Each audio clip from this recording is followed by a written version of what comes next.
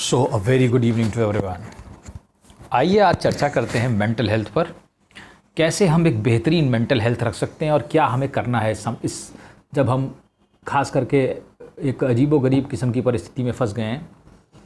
देखिए, जहाँ तक मेंटल हेल्थ की बात है, आज वर्ल्ड मेंटल हेल्थ डे है।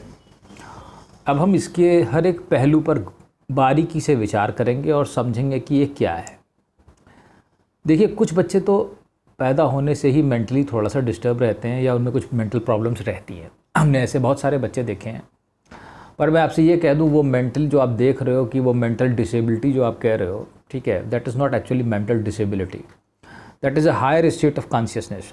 जो पागल तुम देखते हो वो तुमसे एडवांस है, ठीक है, ये समझ लेना। या जो बच्चे ऐसे बोलते नहीं करते रहते हैं, दे आर मोर एडवांस, उनका माइंड तुमसे एडवांस स्टेज में है, ठीक है, अगर कॉन्शियसनेस के लेवल पे देखा जाएगा। पर हमें वो थोड़ा अजीब से लगते हैं क्योंकि हमें भान नहीं है। क्योंकि जब आप कॉन्शियसनेस के लेवल पे बढ़ते हो ऊपर को तो क्या होता है आपके माइंड में वैसी स्टेजेस आती हैं, ठीक है, तो वो हायर कॉन्शियसनेस पे पहुंचने की स्टेजेस हैं, ठीक है। वहाँ पे क्या है, थॉट्स बहुत कम हो रहे हैं, इसलिए ऐसा आपको दिखाई दे रहा है, ठीक है। खैर, हम नॉर्मल परिस्थितियों की बात करते हैं कि बच्चों में मेंटल हेल्थ की क्या प्रॉब्लम्स डेवलप क्यों होती हैं, क्या समस्याएं हैं और हम कैसे उनको अच्छा कर सकते हैं। जहाँ तक मेंटल हेल्थ की सवाल है, देखिए कुछ लोगों में मेंटल हेल्थ का प्रॉब्लम बचपन से हो सकता है, कुछ का स्वभाव हो सकता है थोड़ा चिड़चिड़ापन या दिमाग से कुछ समस्या, कुछ का ऐसा स्वभाव ही हो सकता है वो बहुत ज़्यादा अपने में रहते हों, अपने में ही रहते हों, कुछ सिकुड़ के रहते हो, इंट्रोवर्ट नेचर हो, ये डिपेंड करता है। पर जहाँ तक मेंटल हेल्थ की बात है, इसमें अगर किसी बच्चे को, देखिए, बचपन से अगर कहीं घर का माहौल अच्छा नहीं है, शराब पी के आ रहे हैं, पापा मार पीट हो रही है, दुनिया भर का गाली गलौज हो रहा है, तो उस बच्चे का जो है वो मेंटल हेल्थ थोड़ा, उसको डिप्रेशन और एंजाइटीज़ और मेंटल हेल्थ की प्रॉब्लम्स आ सकती हैं, जिसमें कि बहुत सारी चीज़ें हो सकती हैं, ठीक है। वो थोड़ा इमोशनली बच्चा वीक हो सकता है, हो जाते हैं ऐसे बहुत सारे लोग हैं जो कि माँ बाप के साथ अगर घरेलू झगड़े देखते हैं या लड़ाई झगड़ा ज़्यादा देखते हैं, गाली गलौज ज़्यादा देखते हैं, खास करके बहुत ज़्यादा जहाँ पे गरीबी है वहाँ पे ये सब प्रॉब्लम्स आती हैं। लेकिन वहाँ पर उसको हम डिजीज़ नहीं मानते क्योंकि वहाँ पे जानकारी का ही अभाव है, ठीक है। वहाँ किसी को यही नहीं मालूम है कि ये एक मेंटल डिसऑर्डर है, ठीक है, मुझे कुछ हो गया है। भारत के 80% लोग, वैसे कहा जाता है 70% लोग डिप्रेस्ड हैं, but the point is they don't know. So the point is if they don't know there is no problem. आप जानते ही नहीं हो कुछ तो क्या दिक्कत है, लेकिन अगर आप जानते हैं तो आप अवश्य कंसल्ट करिए, किसी को ठीक करिए। तो एक कारण तो ये हो सकता है कि बच्चे में बचपन से अगर प्रॉब्लम्स देखी हैं, कहीं कुछ दिक्कत हो रही है, तो वो बचपन से हो सकता है उसके अंदर ये मतलब मेंटल हेल्थ के इश्यूज़ हो सकते हैं। दूसरा है, जब वो थोड़ा बड़ा होता है तो पढ़ाई लिखाई को लेकर के भी मेंटल हेल्थ के इश्यूज़ पैदा हो सकते हैं। जैसे हम कोटा में देख रहे हैं, राजस्थान में बच्चे सुसाइड कर रहे हैं बहुत ज़्यादा तादाद में।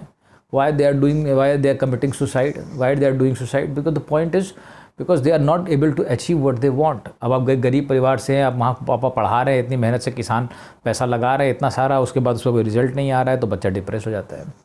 तो टीन एज में ये सिलेबस अच्छे नंबर नहीं आ रहे हैं। यहाँ हालत ये है कि जो बच्चा थर्ड आ रहा है वो फर्स्ट वाले के जितने नंबर आना चाहता है, एक एक कॉपी के नंबर वहाँ पे मिलाए जाते हैं कि मेरा एक नंबर यहाँ कट गया, मेरा आधा नंबर कट गया। तो जब इतना ज़्यादा आप अपने ऊपर खुद के ऊपर प्रेशर डाल रहे हो, पेरेंट्स की भी जिम्मेदारी है यहाँ पर, मैं तो ये कहूँगा, ठीक है ना। इतना ज़्यादा नंबर्स को लेकर के प्रेशर मत डालिए। बहुत ज़्यादा महत्वपूर्ण ये पढ़ाई नहीं है, मैं आपसे कह दे रहा हूँ। ये बहुत महत्वपूर्ण, मैं सीधे कहता हूँ, ये करियर बनाना भी नहीं है। वैसे आपसे ये नहीं कहूँगा कि मत बनाइए, मतलब बनाइए, लेकिन जो भी आप कुछ करते हैं वो अपने आप होता है। यहाँ पर आप अपना जोर लगाइए, आपको जो मिल जाए वो ठीक है, क्योंकि हर एक का पोटेंशियल फिक्स किया गया है, सिस्टम ही ऐसा बनाया गया है। उसके बाद जब हम रिलेशनशिप पे आते हैं, ये एक बहुत बड़ा फैक्टर है जो कि आपकी मेंटल हेल्थ को बहुत ज़्यादा प्रभावित करता है। खास करके जो ब्रेकअप्स होते हैं टीन एज में, सभी का कुछ ना कुछ लिंकअप कहीं ना कहीं बन जाता है और बच्चे अक्सर समझ नहीं पाते हैं और गलतियां कर बैठते हैं। तो फिर वो कभी फिजिकल होने की वजह से बाद में वो टूट जाता है, तो फिर वो ब्रेकअप होता है, तो वो डिप्रेशन में आ जाता है बच्चा, क्योंकि वो उसको झेल नहीं पाता है, वो बहुत मुश्किल हो जाती है उसके लिए। तो इस चीज़ के लिए आप इंश्योर रखिए कि आप अपने रिलेशनशिप में बेहद सावधानी बरतिए, ठीक है। इसके लिए जब भी आप रिलेशनशिप को चूज़ करिए तो उसको आप ध्यान रखिए। तो इस तरीके से इमोशनल, देखिए इसमें क्या होता है, इसमें इमोशनल अटैचमेंट जब ज़्यादा हो जाती है तो इसमें emotional drainage, mental drainage, economic drainage, relationship आपका सारा समय खा जाती है, आपकी ऊर्जा खा जाती है। So you have to be very careful while choosing your partner, I am telling you. किसी भी रिलेशनशिप में घुसने से पहले 100 बार सोच लो, ठीक है, क्योंकि एक तो आजकल के लोगों का भी कोई भरोसा नहीं है। You can not trust anyone, I am honestly telling you, ठीक है। और माइंड ऐसा है, इतनी जल्दी जल्दी हिलता है, मतलब इसकी मूवमेंट इतनी फास्ट है कि आप कुछ जज नहीं कर सकती कौन कब कहाँ निकल गया, क्या हो गया क्या हो गया। लोग बड़े अजीब टाइप के हैं, इसलिए समय दीजिए किसी भी रिलेशनशिप को और देख लीजिए कम से कम 4 5 6 7 महीने एक आदमी को आप परख लीजिए कि वो लग रहा है कि उससे कुछ संबंध आगे बनाए जाए कि ना बनाए जाए, ठीक है। उसके बाद और क्या प्रॉब्लम्स आ सकती हैं, फिर जैसे आपने शादी करी, आपकी शादी अच्छी नहीं हुई, किसी को डाइवोर्स हो गया, उससे आपके मेंटल इश्यूज़ हो सकते हैं, पैदा हो सकते हैं। किसी को नौकरी चली गई, इकोनॉमिकली बैकवर्ड है, पैसे नहीं कमा पा रहा है, उससे इश्यूज़ पैदा हो सकते हैं, मेंटल हेल्थ डिप्रेस हो गया, बिजनेस में पैसा डूब गया, यहाँ पैसा चला गया, ये हो गया वो हो गया, शादी नहीं हो रही है बच्चों की अच्छी पढ़ाई नहीं हो रही है, झगड़े हो रहे हैं भाइयों में, प्रॉपर्टी का नुकसान हो गया। तो there are multiple factors which can lead to these mental health issues, okay? तो इतने सारे फैक्टर्स हैं कि आप हर चीज़, एज एक बहुत बड़ा फैक्टर है, मैं आपको बता दे रहा हूँ। 40+ इज़ अ बिग पॉइंट। 40 तक आपके जीवन में कुछ ना कुछ होता रहता है, ठीक है। आप पैदा होते पहले मतलब ही नहीं पता, फिर रिलेशनशिप, आपकी बॉडी में चेंजेस हो रहे हैं, फिर कुछ हो रहा है, हार्मोन्स निकल रहे हैं, कुछ डेवलपमेंट हो रही है, आप आगे बढ़ रहे हैं, आप क्लासेस बदल रहे हैं, पढ़ रहे हैं, कुछ आगे 1 2 3 4 से 10 11 12 14 15 ऐसे पढ़ रहे हैं, इंजीनियरिंग पढ़ रहे हैं, कुछ पढ़ रहे हैं। तो वहाँ पे क्या है कि एक ग्रोथ है, फिर करियर बना रहे हैं, नौकरी कर रहे हैं, शादी कर रहे हैं, तो लाइफ में कुछ ना कुछ हो रहा है, there is something happening in life, till 30-35। After 35 and 40, probably most people have a sedentary life. अब शादी हो गई, बच्चे हो गए, अब अपना एक नौकरी कर रहे हैं, तो वो एक लाइफ में स्टैग्नेशन आ जाती है, okay. It's very natural, there is a stagnation. So when there is a stagnation, this is a problem. Then 40+ there are cases of depression. No, there is no point. बहुत ज़्यादा लोग बुढ़ापे में भी डिप्रेशन या मेंटल हेल्थ के issues लोगों में आने लगते हैं। मैं बैठे बैठे उदास हो जाता हूँ, उब जाता हूँ, मैं अकेला महसूस कर रहा हूँ, ये है वो, पता नहीं क्या क्या इश्यूज दुनिया भर के हैं, ओके। तो ये सब कारण हो सकते हैं मेंटल हेल्थ के। जैसे रिलेशनशिप में आपने सुशांत सिंह राजपूत को देखा, किस तरीके से उनको सुसाइड हुआ, उनका कई सारे, तो ये सब फैक्टर्स हैं। अब इन फैक्टर्स में क्या क्या आपको सावधानियां बरतनी है जिससे आपको ये इश्यूज़ ना पैदा हों। आप अगर पेरेंट्स हैं, पेरेंट्स की बहुत बड़ी जिम्मेदारी है, बच्चों के सामने लड़ाई झगड़ा बिल्कुल ना करिए।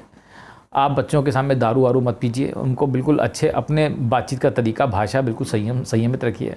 बच्चों को मारिए पीटिए बिल्कुल मत, ज़्यादा मत मारिए, थोड़ा बहुत कभी कभार डांटना भी मारना भी ज़रूरी है, लेकिन बहुत ज़्यादा डांटिए पीटिए मत, उससे बच्चे घबरा जाते हैं, उससे भी मेंटल हेल्थ के इश्यूज़ पैदा हो सकते हैं, ठीक है। तो साइकोलॉजिकल डिसऑर्डर्स हो सकते हैं, बच्चा घबरा गया, ये हो गया फलाना ढिमाका। तो ये चीज़ पेरेंट्स की रिस्पॉन्सिबिलिटी है, पेरेंट्स बच्चों को अच्छा सिखाए। देखिए, आप जिस भी धर्म के हों, उस धर्म की कुछ चीज़ें, जैसे कि अगर हम हिंदू धर्म के हैं तो हनुमान चालीसा, कुछ इस प्रकार की रिलीजियस या स्पिरिचुअल चीज़ें बच्चों में बचपन से संस्कार जिन्हें कहा जाता है वो डालिए।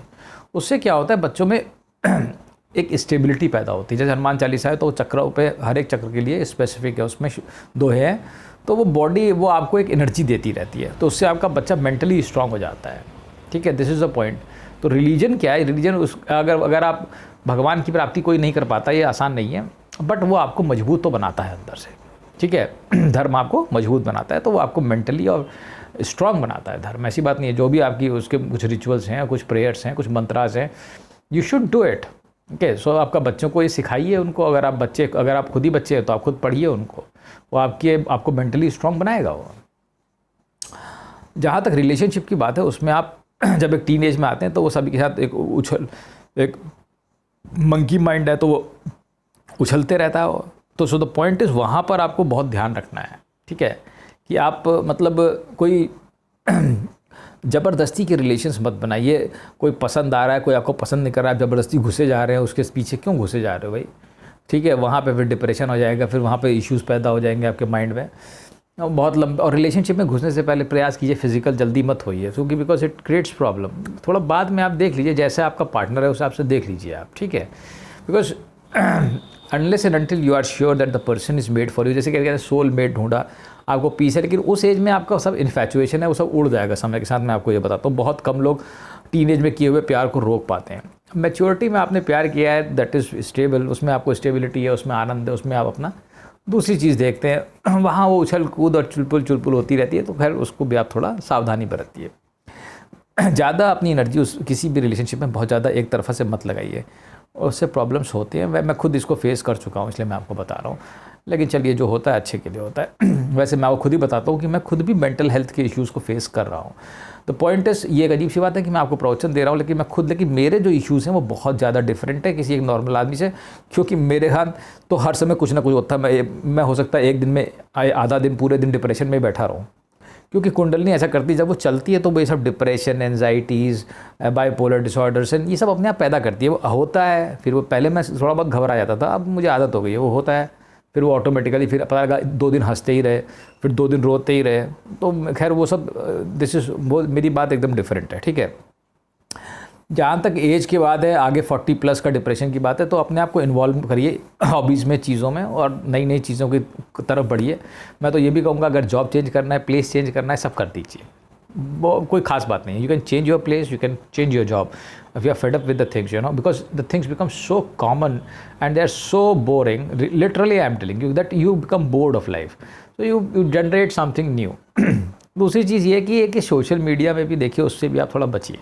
मैं तो ये कहूँगा, अपने अंदर को जाइए और स्पिरिचुअलिटी और अंदर को ध्यान करिए, आध्यात्मिक नॉलेज लीजिए। हर समय ये कुछ भी, मतलब अगर आप ज़्यादा सोशल मीडिया में बहुत ज़्यादा एक्टिव हैं, अब देखिए मेरे साथ क्या है कि मुझे तो इतनी सारी एक्टिविटी बढ़ानी पड़ी बिकॉज मेरा यूट्यूब चैनल है। नहीं तो मैं इतना ज़्यादा ये सोशल मीडिया से मेरा इतना इंटरेक्शन नहीं था। मेरा ये हाल है कि मैंने इंस्टाग्राम पे एक अकाउंट बनाया था, भूल गया था। बाद में मैंने देखा कि मैंने एक और अकाउंट बना दिया, तो किसी ने, बच्चे ने बताया, सर आपका एक अकाउंट पहले से था, तो मैंने फिर उसी को आगे चालू कर दिया। Because I have to share my videos थोड़ा सा, बस। बाकी और मेरे पास ऐसा कोई खास पर्पज़ है भी नहीं, ठीक है। तो इससे बचिए, लोगों की भीड़ भाड़ से बचिए। देखिए इसमें सबसे बड़ी चीज़ ये है कि इतनी ज़्यादा हमारे पास इन्फॉर्मेशन हो गई है आजकल कि हम पागल ही हो जाएंगे। टीवी देखो, 24, पता नहीं हज़ारों चैनल हैं, नेट उठा लो, फिर नेटफ्लिक्स आ रही है, उसमें सीरीज़ें आ रही हैं, पता नहीं कौन कौन सी चीज़ें आ रही हैं, आपको समझ नहीं पाओगे। आलू टमाटर ये आ रहा है, इसमें वो आ रहा है, इसमें वो आ रहा है। So you have to be very choosy these days, in as far as the content what you are watching and seeing. You have to be choosy because it's too much and your brain is too small and your life is too short. I'm telling you, to waste everything. So the point is, इसको अब उसको आप अलबड़ देखोगे, यहाँ इसने इसको मारा, चक्कू मारा, अल्लू मारा, इसने ऐसा किया, उसमें वो वाली सीरीज़ आई इस नेटफ्लिक्स में, इसमें ऐसा हुआ था, उसमें उसको ले गया था, क्राइम पेट्रोल देख रहे, वहाँ गए, उसने उसकी हत्या ऐसे कर दी। तो आप क्या सीख रहे हो इससे? So you choose better content अगर वो अवेलेबल है। वैसे तो अवेलेबल ही नहीं है, मैं आपको सीधे कहता हूँ। मेरे ही चैनल देखिए। तो ठीक है, तो इस प्रकार से आप मेंटल हेल्थ के इश्यूज़, ठीक है, को चेक कर सकते हैं। और अगर आपको ज़्यादा प्रॉब्लम्स है तो आप डॉक्टर को कंसल्ट कर सकते हैं, साइकेट्रिस्ट को। ये कोई पागलपन नहीं है, साइकेट्रिस्ट बेसिक चीज़ें भी बताते हैं। मैं गया हुआ हूँ साइकेट्रिस्ट के पास, ऐसा कुछ नहीं है। भले ही मैंने दवाई नहीं खाई, वो एक अलग बात है। मुझे ज़बरदस्ती ले जाएगा, क्योंकि वो कह रहे थे कि भाई चलो, इनकी शादी नहीं हो रही है। मैंने कहा खैर, वो डॉक्टर बहुत अच्छे, तो वो भी समझदार था, ठीक है। तो द पॉइंट इज़, तो ये ऐसे करके चीज़ें चलती हैं और काफ़ी बढ़िया हैं। तो आप इन सब चीज़ों का ध्यान रखिए, ठीक है, कि पढ़ाई लिखाई, कोर्सेज, रिलेशनशिप्स, एज, ये सब फैक्टर्स इंपॉर्टेंट हैं। एनवायरनमेंट, कैसे आपके दोस्त हैं, कैसी आपकी सोच है, एवरीथिंग इज़ इम्पॉर्टेंट, ठीक है। चलिए, फिर मैं कहूँगा कि आप अच्छा मेंटली हेल्थी रहिए और स्वस्थ रहिए। कुछ आसन करिए, ध्यान करिए, भगवान का कंसंट्रेट करिए। बाय।